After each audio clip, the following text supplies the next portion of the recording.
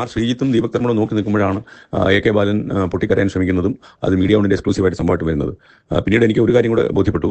ശ്രീജിത്തിന് ഏകോപനം ചെയ്യാനുള്ള ഒരു കപ്പാസിറ്റി ഇല്ല എന്ന് മനസ്സിലായി. അത് വളരെ വ്യക്തിപരമായിട്ട് ദീപക് തർമ്മട് എടുത്തു എന്നുള്ളതും ഈ കൊല്ലത്ത് സംഭവിച്ച ദുരന്തത്തിൻ്റെ കാരണമായിട്ട് ഞാൻ കാണുന്നു. എന്തായാലും നിങ്ങളുടെ വിശദീകരണം എത്രയും പെട്ടെന്ന് അയക്കുക.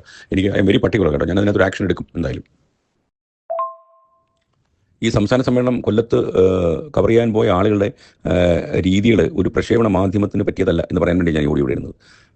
ശരിക്കും പോളിറ്റ് ബ്യൂറോ അംഗത്തിൻ്റെ റിപ്പോർട്ട് കണ്ടായിരുന്നു എന്ന് ദീപക് തർമ്മടം പറയുന്നു. എന്നാൽ ഞാൻ വാർത്ത കൊടുക്കാൻ എന്നെ ഏൽപ്പിച്ചിട്ടില്ല എന്ന് പറയുന്നു. ശ്രീജിത്ത് പറയുന്നു ബൈറ്റ് എടുക്കാൻ ഏൽപ്പിച്ച് വിളിച്ചേക്കത്തില്ല എന്ന് പറയുന്നു. ഒരു മീറ്റിംഗ് പോലും ശ്രീജിത്ത് വിളിച്ചില്ല.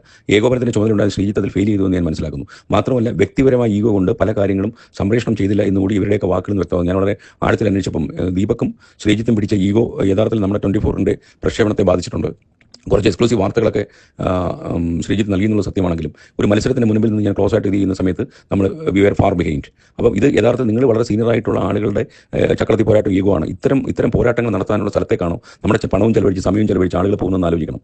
ഇത് ശ്രീജിത്തും ദീപക് തർമ്മടവും മറ്റുള്ള 4 പേരും എന്താണ് സംസ്ഥാന സമ്മേളനത്തിൽ സംഭവിച്ചെന്നുള്ളത് എന്നെ രേഖാമൂലം അറിയിക്കണം എന്ന് മാത്രമല്ല ഏത് കക്ഷിയായാലും അത് ഈ സ്ഥാപനത്തിലെ ഏത് ഡെസിഗ്നേഷൻ ഇരിക്കുന്ന ആളായാലും ഇത്തരം കാര്യങ്ങൾ ചെയ്യാൻ ഞാൻ അനുവദിക്കത്തില്ല എന്ന് ഉറപ്പിച്ച് പറയാൻ കൂടിയാണ്